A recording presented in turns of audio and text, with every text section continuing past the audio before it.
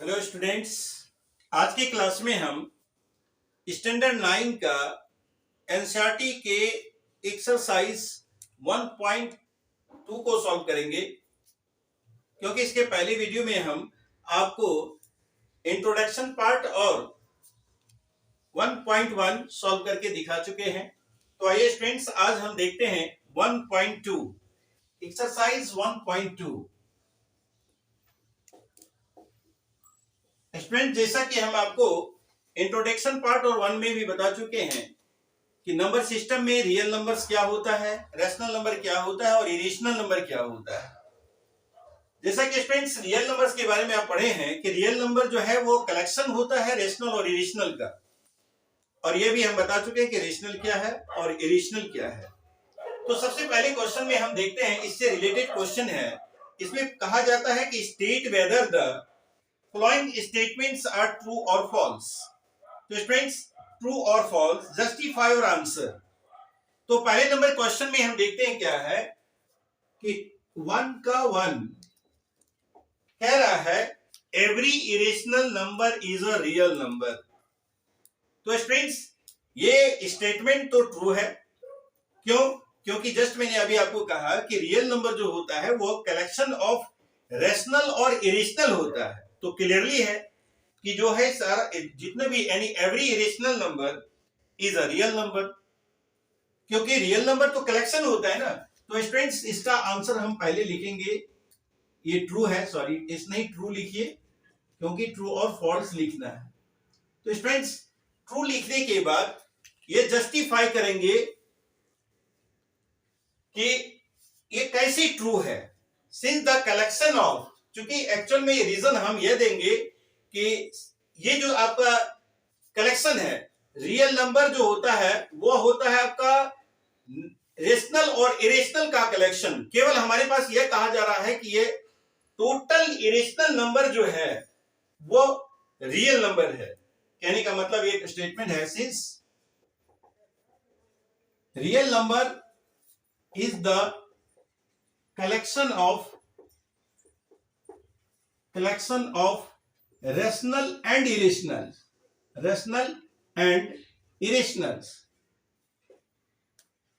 यानी कि ये रेशनल और इरेशनल दोनों का कलेक्शन है स्टूडेंट्स। तो निश्चित रूप से जो आपका इरेशनल होगा, एवरी इरेशनल नंबर, वो आपको रियल नंबर में आ जाएगा। तो सेकंड क्वेश्चन, सेकंड नंबर में देखते हैं क्या स्टूडेंट्स। सेकेंड नंबर में लिखा हुआ स्टेटमेंट है every point on the number line is of the form root m where m is a natural number. M जो नेचुरल नंबर है, यानी every point on the number line is of the form, यानी कि जो भी number line पर root m के form में है और वह एम कोई भी नेचुरल नंबर होगा। तो स्टूडेंट्स, नेचुरल नंबर जो होता है वो आप देख रहे हैं कि टोटल काउंटिंग नंबर्स होता है, लेकिन जैसा कि हम जानते हैं कि नंबर लाइन पर वो माइनस और प्लस दोनों ही, यानी कहने का मतलब हम इंटीजर्स लिखते हैं। नंबर लाइन पर इंटीजर्स होता है जिसमें माइनस भी हुआ करता है। तो यह माइनस तो नहीं कह सकता है कि किसी भी माइनस का जो स्क्वायर रूट वो पॉजिटिव नहीं हो सकता, कैन बी, यानी कि स्क्वायर रूट जो है वह नेगेटिव नंबर का नहीं निकल सकता है। कहने का मतलब क्या है कि यहां पर ये जो स्टेटमेंट है वह फॉल्स है। क्यों फॉल्स है? इसका रीजन क्या है कि no negative number can be the square root of any number. No negative number, कोई भी negative number can not be, can't be लिख सकते, can't be square root of any number. किसी भी एनी नेचुरल नंबर, किसी भी natural number का square root जो है वो नहीं हो सकता है। यानी कहने का मतलब no negative number can't be square root of any natural number, किसी भी नेचुरल नंबर का वो स्क्वायर रूट नहीं हो सकता है। इसलिए यह स्टेटमेंट जो आपका है फॉल्स है। और थर्ड जो स्टेटमेंट कहा जा रहा है, स्टूडेंट देखिए थर्ड स्टेटमेंट क्या है। थर्ड स्टेटमेंट है every real number is an irrational number. Every real number is an irrational number. तो स्टूडेंट्स, क्लियर है कि ये फॉल्स स्टेटमेंट है। ये स्टेटमेंट आपका सही नहीं है। क्यों? कहता है एवरी रियल नंबर में जो भी नंबर होता है, तो रियल नंबर में जैसा कि स्टूडेंट आप जान चुके हैं कि उसमें रेशनल और इरेशनल दोनों होता है। तो कहने का मतलब क्या, किसी भी यानी कि हर जो रियल नंबर है वो आपको कहने का मतलब क्या है कि every real number is an irrational number. Irrational नहीं हो सकता है क्योंकि उसमें जो रियल नंबर होता है वो आपको नेचुरल और रेशनल और इरेशनल होता है। तो रेशनल नंबर कभी भी जो है वो पॉजिटिव भी हो सकता है। कहने का मतलब क्या है कि आप इसको 2 जो है वो क्या है, 2 इज अ रियल नंबर। क्योंकि देखिए स्टूडेंट्स, इसमें हम रेशनल और इरेशनल दोनों लिखते हैं, लेकिन कहने का मतलब क्या है, 2 हमारे पास रियल है लेकिन इरेशनल नहीं है। जैसे यहां हम कह सकते हैं ये स्टेटमेंट फॉल्स है, चाहे 2 लिखिए या 4 लिखिए आप स्टूडेंट्स। कहने का मतलब क्या है, 4 भी हमारा जो है रियल नंबर है, 4 इज रियल नंबर। या 3 भी कह सकते हैं कि 3 एक रियल नंबर है लेकिन वो इरेशनल नहीं है। 5 है नेचुरल नंबर यानी रेशनल नंबर है लेकिन वो इरेशनल नंबर नहीं है। तो लिख सकते हैं 4 is a real number but not a irrational number. ये आप दे सकते हैं, ये इरेशनल नंबर नहीं है। आप ये रियल नंबर तो है, चाहे वो 2 लिखें, 3 लिखें, 4 लिखें, 5, 7 कुछ भी लिखें, ये रियल नंबर है लेकिन वो इरेशनल नंबर नहीं है। तो इस प्रकार हम कह सकते हैं कि ये स्टेटमेंट भी आपका फॉल्स है। और क्यों है इसका रीजन दिया हुआ है। तो आइए क्वेश्चन नंबर 2 देखते हैं। दूसरा नंबर है are the square roots of all positive integers irrational. क्या सभी पॉजिटिव नंबर्स का जो स्क्वायर रूट होता है वह इरेशनल होता है? तो फ्रेंड्स, जैसा कि हम जानते हैं कि 2 नंबर में क्या कह रहा है कि क्या are the square roots of all positive integers irrational. जितना भी पॉजिटिव इंटीजर्स होता है स्टूडेंट्स, पॉजिटिव और नेगेटिव इंटीजर दोनों ही रियल आपको रियल नंबर लाइन पर होता है, दिखा जाता है, लेकिन सभी का जो स्क्वायर रूट है, जैसे हम कहते हैं कि हमारे पास जो है √9 है स्टूडेंट्स, या √4 है, √16 है, वो क्या है हमारे पास जो है वो पॉजिटिव इंटीजर्स है। तो क्या उसका आंसर 3 होता है जो कि रेशनल हो जाता है, ये रेशनल है। आप इसी तरह से देखिए कि √4 है, इसका भी स्क्वायर रूट 2 आ जाता है। तो क्या होता है कि ये आपका रेशनल हो जाता है, इरेशनल नहीं होता। ऐसे बहुत सारे जो है नंबर्स हमारे पास हैं जिसका कि अब ऐसे √5 लिखने के बाद वो इरेशनल होता है, लेकिन सभी नहीं होता है फ्रेंड्स। ऑल पॉजिटिव यहां कहा जा रहा है are the square roots of all positive integers.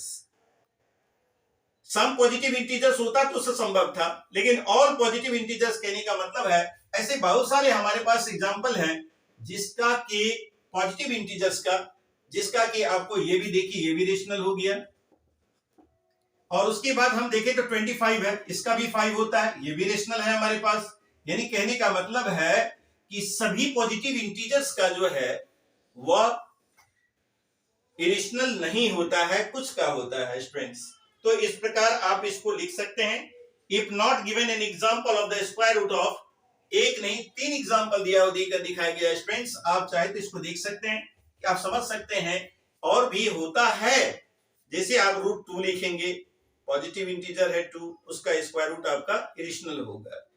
लेकिन स्टूडेंट्स यहां पर ये कहा कि सभी का, इसलिए पॉसिबल नहीं है।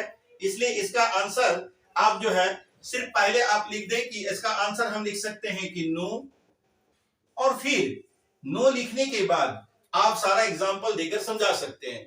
लेकिन केवल एक एग्जांपल मांगा जा रहा है, तो किसी भी एक एग्जांपल को आप ऐसे देख सकते हैं कि इसका 3 होता है जो रेशनल होता है, इस तरह से लिखकर आप लिख सकते हैं।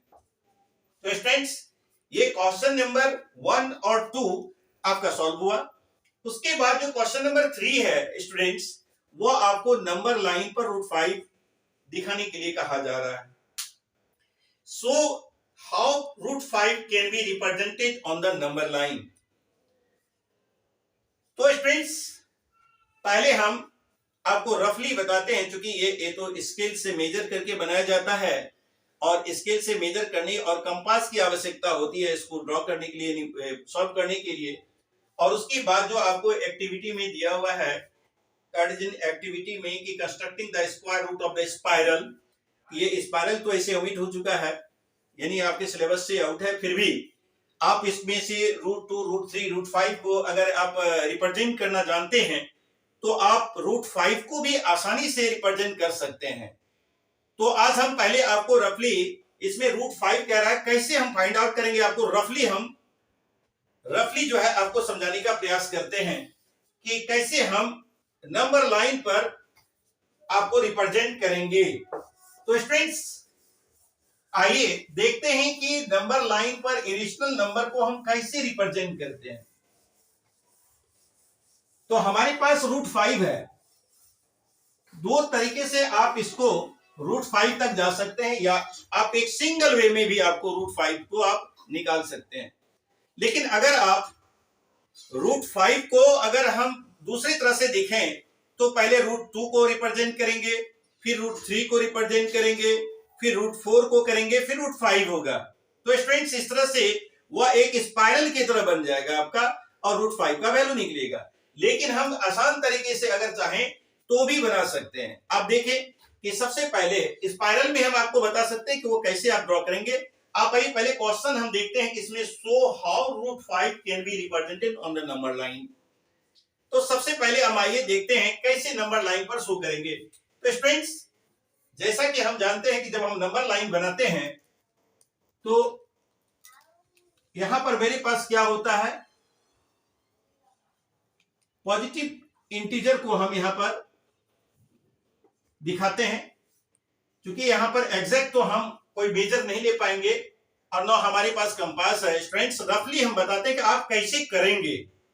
तो आइए सबसे पहले देखते हैं। जैसा कि हम जानते हैं कि यहां पर से हम 1 लेते हैं, 1 यूनिट है, यहां से 2 लेते हैं, 2 यूनिट है, और ये जो यूनिट है स्टूडेंट्स आप इक्वल मेजर में लेंगे। 0 से 1 तक, 1 से 2 तक का जो डिस्टेंस होगा वह इक्वल होना चाहिए। हो सकता है कि हाँ मेरा कम और ज्यादा हो सकता है, लेकिन आप जो लेंगे वह इक्वल मेजर लेंगे। यानी आप 1 सेंटीमीटर ले सकते हैं, लेकिन जब 1 सेंटीमीटर से ड्रॉ करेंगे तो वो बहुत छोटा बनेगा। आप 1 यूनिट ले, 1 यूनिट में कहने का मतलब 1 इंच भी ले सकते हैं और या 1 सेंटीमीटर भी ले सकते हैं। फिर यहां पर हम देखते हैं कि यहां 3 लिखे हैं, 1, 2 और 3। तो स्टूडेंट्स करना क्या है, आप रूट 5 को कैसे रिप्रेजेंट करेंगे। तो सबसे पहले हम देखते हैं क्या कि यहां से लेकर यहां तक हमारा 1 यूनिट है और यहां से लेकर यहां तक 2 यूनिट है। तो स्टूडेंट्स आप यहां पर एक कंपास से 90 डिग्री यानी परपेंडिकुलर ड्रॉ कर लें। यानी कहने का मतलब है, आप जैसा कि प्रोसेस जानते होंगे, ये 180 होता है, आप ऐसे भी ड्रॉ कर सकते हैं कि ये 180 है। 180 को अगर आप इसका बाइसेक्टर खींच दें, तो बाइसेक्टर कैसे खींचते हैं स्टूडेंट्स, ये आपको पता होगा कि how can we draw the bisector of any angle. किसी भी एंगल का बाइसेक्टर जिस मेथड से बनाते हैं उसी तरह से यहां भी ड्रॉ करें। क्या नियम है स्टूडेंट्स, सबसे पहले हम लोग क्या करते हैं, जो कंपास है वह कंपास से इस आर्क का ग्रेटर देन हाफ लेते हैं, यानी आधा से ज्यादा, यानी इसकी जो लंबाई है इससे आधा से ज्यादा ले और फिर आप ऐसे ड्रॉ करें। फिर उसके बाद इस पॉइंट से एक आर्क ड्रॉ करें, फिर सेकेंड पॉइंट से भी आप ड्रॉ कर सकते हैं और उसके बाद ये ड्रॉ ऐसे करके काटेगा और उसके बाद आप एक परपेंडिकुलर, मान के चलिए यहां पर आपका काटा है, आप इस तरह से परपेंडिकुलर ड्रॉ कर लें। जब ये परपेंडिकुलर ड्रॉ हो जाएगा स्टूडेंट्स, तो आप क्या करेंगे, इससे एक यूनिट, जो यूनिट आप यहां पर से मेजर किए हैं वही यूनिट आप यहां से नापकर काट लें। काटने के बाद यहां से फिर हम क्या करेंगे, इसको मिलाएंगे। आप इसको मिला दीजिए। तो स्टूडेंट्स अब जो आपका ये वैल्यू है वह वैल्यू आपका रूट 5 है। अब ये कैसे पॉसिबल हुआ, आप आइए देखिए। ये राइट एंगल ट्रायंगल में क्या है, हमारे पास जो बेस है वह 2 यूनिट है। यानी अगर हम यहां पर O, यहां पर A और यहां पर B लेते हैं, तो students OAB, right triangle OAB में हम करके दिखाते हैं कि आपको कैसे ये रूट 5 हुआ इसका वैल्यू। तो students from right triangle OAB, O A B में आप देखिए, ओ ए बी में हमारे पास जो है ओ ए कितना है, 2 यूनिट है, 2 यूनिट है। उसके बाद ये जो हम ड्रॉ किए हैं ए बी, यानी ए बी हमारे पास 1 यूनिट है, केवल ये 1 यूनिट के बराबर ये होना चाहिए फ्रेंड्स। यहीं तक काट कर कंपास से आप 1 यूनिट लेंगे, जो मेजर इसका है वही मेजर आप लेंगे। तो इस तरह से 1 यूनिट हो गया आपका, ए बी बराबर हो गया 1 यूनिट। तो पाइथागोरस थ्योरम से हम जानते हैं फ्रेंड्स की जो हाइपोटेनस स्क्वायर बराबर, बाय पाइथागोरस थ्योरम यूज कीजिए, बाय पाइथागोरस थ्योरम,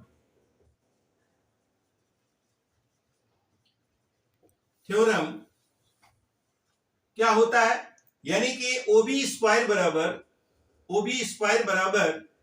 क्या होगा students, O A square plus A B square.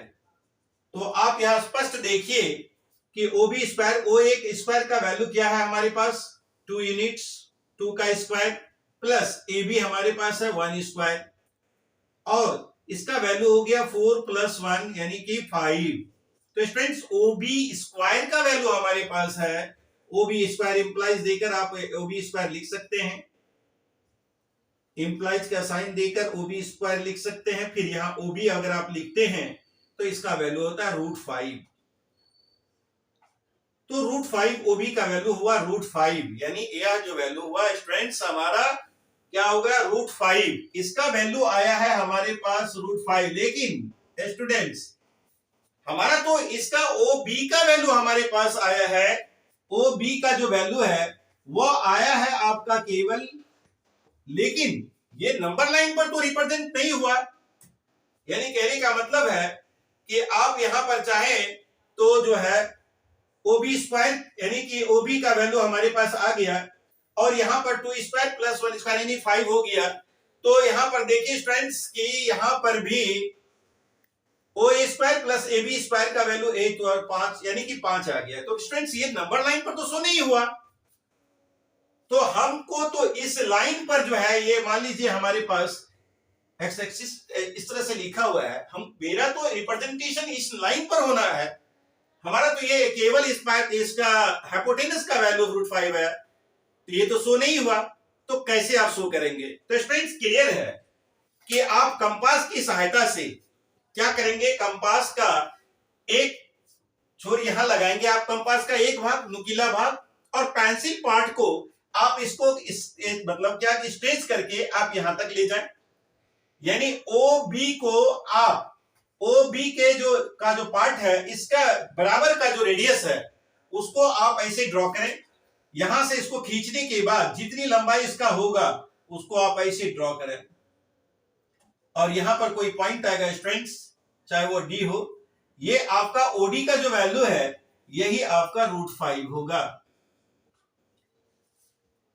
यानी कहने का मतलब है OB = O, यानी OB को सेटअप करें आप, OB को सेटअप करके आप OD लाए, और यही डिस्टेंस आपका यानी OD बराबर जो है वो उसका वैल्यू हुआ √5। √5 का वैल्यू ऐसे स्टूडेंट्स तो 2.45 जैसे आता है, अगर स्क्वायर रूट निकालकर आप निकालना चाहें तो निकाल सकते हैं, ये लगभग इसके बीच में आता है। और इसी तरह से अगर हम दूसरे को ड्रॉ करना चाहिए यानी कि √5 को ऐसे आप ड्रॉ कर सकते हैं। तो स्टूडेंट्स ये तो केवल जो एक्सरसाइज में है कि आपको शो करना है कि √5 को कैसे शो करेंगे, इसको प्रूव करके भी हम बताएं कि इसका वैल्यू आखिर √5 आया। तो हाइपोटेनस को सेटअप किए और उसके बाद इस लाइन पर दिखाया गया कि ओडी का जो वैल्यू है वो √5 है, यानी वो लाइन पर रिप्रेजेंट हो गया। स्टूडेंट्स 4 नंबर में जो हमारा क्लासरूम एक्टिविटी के रूप में दिया हुआ है स्टूडेंट्स, ऐसी तो सिलेबस से ये ऐसा कहा जा रहा है कि ये डिलीट हो चुका है, लेकिन आप अगर सीखना चाहें तो सीख सकते हैं। स्टूडेंट्स इसमें कोई खास बात नहीं है, जिस प्रकार √5 को डायरेक्ट हम बनाए हैं वहां पर आप तोड़ तोड़ कर बनाइए इसको। कहने का मतलब क्या है, पहले √2 का निकालिए, फिर √3 का निकालिए, फिर √5 का निकालिए, और √4 और √5 का, तो सिमिलर बेसिस वो अपने आप स्पाइरल बनता जाएगा। तो उसको आप ड्रॉ कर सकते हैं। स्टूडेंट्स कैसे करेंगे, अगर चाहें तो आपको एक थोड़ा सा हिंट हम कर देते हैं और उस तरह से आप इसको सॉल्व कर सकते हैं। तो आइए स्टूडेंट्स एक बार स्पाइरल रूट को भी हम लोग देखते हैं क्या है, कैसे बनता है ये। जैसा कि आप पाइथागोरस प्रूव करके आपको हम बताए हैं, आप इसी तरह से करते जाएंगे और निकलता जाएगा इसका वैल्यू। तो भाई स्टूडेंट्स देखते हैं क्या ये स्क्वायर रूट स्पाइरल क्या है, स्क्वायर रूट स्पाइरल क्या है। जैसे कि हम पहले एक फिर उसी तरह से नंबर लाइन ड्रॉ करते हैं। एक लाइन ड्रॉ किए, केवल पॉजिटिव पार्ट करेंगे स्टूडेंट्स। ये हमारे पास 1 है, ये 2 है, ये 3 है और 4 है। इससे ज्यादा शो करने की आवश्यकता नहीं है स्टूडेंट्स, क्योंकि हमारे पास ज्यादा से ज्यादा हम रूट 5, रूट 6, रूट 7 तक करेंगे, इससे ज्यादा करने की आवश्यकता नहीं होती है। तो जैसा कि आपको हम बताए थे कि सबसे पहले हम क्या करते हैं कि यहां पर एक परपेंडिकुलर ड्रॉ करते हैं। आप 180 को का बाइसेक्टर खींचकर भी कीजिए, या फिर आप 90 डिग्री जैसे बनाते हैं आप वैसे भी ड्रॉ कर सकते हैं तो स्टूडेंट्स, लेकिन वह आप कंपास की सहायता से करें, केवल रूलर और कंपास की सहायता से। सबसे पहले आप यहां पर जैसे कि रूलर और कंपास की सहायता से जो 90 डिग्री एंगल हम लोग बनाते हैं वो एक्चुअल में कैसे बनाते हैं, यहां से लेते हैं कुछ रेडियस लेकर कंपास का, हम लोग क्या करते हैं किस तरह से पहले ड्रॉ करते हैं, एक आर्क खींचते हैं, फिर यहां से इसी रेडियस का हम लोग 60 डिग्री, फिर 90 120 डिग्री, फिर इसका बाइसेक्टर और इस तरह से खींच के हम लोग 90 बना देते हैं स्टूडेंट्स। आप बनाए होंगे कि 90 डिग्री कैसे ड्रॉ किया जाता है। इस तरह से ड्रॉ करने के बाद आप परपेंडिकुलर एक बना लीजिए। थोड़ा लंबा भी आप कर सकते हैं इसको, या नहीं करें तो केवल लंबा भी हो तो आप एक यूनिट जो यहां तक की लंबाई है, वो एक यहां पर की लंबाई है, उतना ही रेडियस लेकर आप इसको यहां से काट लें। तो स्टूडेंट्स इसका जो हाइपोटेनस होगा उसका वैल्यू होगा √2, जैसा कि आपको पाइथागोरस थ्योरम से हम बताए हैं। यानी कहने का मतलब अगर यहां पर a है और यहां पर b है तो इसमें OB का वैल्यू हमारा क्या आएगा। तो स्टूडेंट्स हम डायरेक्ट बता रहे हैं कि 1 स्क्वायर प्लस 1 स्क्वायर का स्क्वायर रूट आएगा। तो आप ऐसे सॉल्व कर सकते हैं कि 1 + 1 बराबर क्या होता है 2, यानी √2, इसका वैल्यू हो गया √2। अगर आप इसको रिप्रेजेंट करेंगे तो सबसे पहले क्या होगा कि ऐसे लाएंगे, कैसे, पहले यहाँ O से B को सेटअप करेंगे और उसी AB को यहाँ पर नंबर लाइन पर शुरू करेंगे, तो इसका वैल्यू हो गया √2। ये तो हो गया √2 स्टूडेंट्स। अब आइए स्पाइरल हम √3 कैसे ड्रॉ करेंगे। अब यहां पर क्या करना है कि स्टूडेंट्स देखिए इसका वैल्यू हमारे पास √2 है।